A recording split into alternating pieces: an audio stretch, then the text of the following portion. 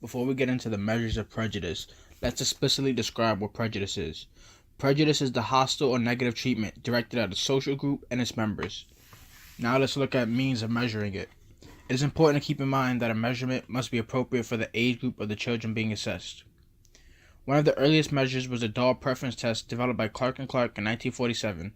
They asked children to select a black and white doll that best fit several attributes, such as goodness and niceness. So now let's look at the PRAM measurement, or the Preschool Racial Attitude Measure.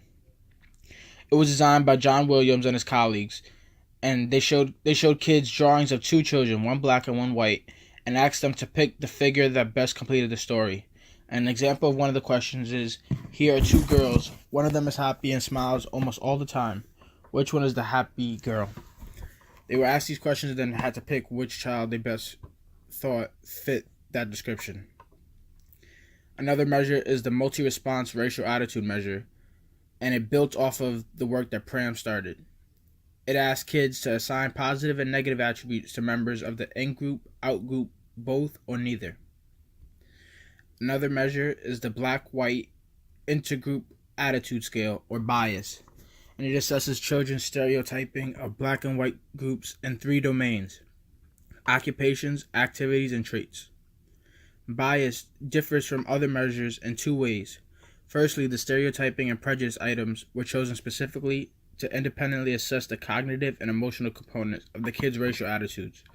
Secondly, it independently assesses attitudes towards blacks and whites by asking children to evaluate one racial group on all of the scale items and then the other racial group on all of the items. Group knowledge assesses an individual's existing knowledge of a group, such as customs or heritage, but unlike stereotyping measures, it does not assess knowledge of the associated traits. We just looked at prejudice. Now let's take a look at discrimination. Discrimination is the behavioral component of prejudice and is defined as the partial or biased treatment of people based on their social group membership. Measures of discrimination assess behavior towards a group or group member, such as reward allocation or punishment, as well as preferred social distance, which is the willingness to play with a member of the in-group or out-group. Measures can be either overt or indirect. Both have their pros and cons. A pro for overt measures are that they are straightforward, so researchers can directly ask questions pertaining to prejudice attitudes. However, the downside for overt measures is that they may offend some children.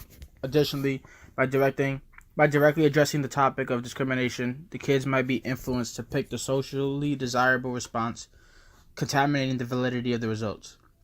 However, steps can be taken to reduce this. Indirect measures are unique and advantageous because they take into account the context of the intergroup judgment. And an example of indirect measure is the Katz-Zalk projective test, which presents kids with ambiguous interracial slides of common school situations and asks them to pick the kid most likely to receive a good outcome, like winning a trophy, and then the one most likely to receive a bad one. Another indirect measure is the ambiguous pictures test, which shows kids colored drawings of black and white children and then presents them with 2 versions of a story. In one, the black kid is performing a bad act, like stealing or shoving, and in the other, it's the white one. Then the kids are asked to describe their understanding of the story and determine the character's motivations. The implicit association test measures implicit intergroup attitudes. The test measures how quickly children classify a word as positive or negative when it is paired with a particular social group. Quick responses to the pairing of African American and positive words suggest a positive association to African Americans, and vice versa.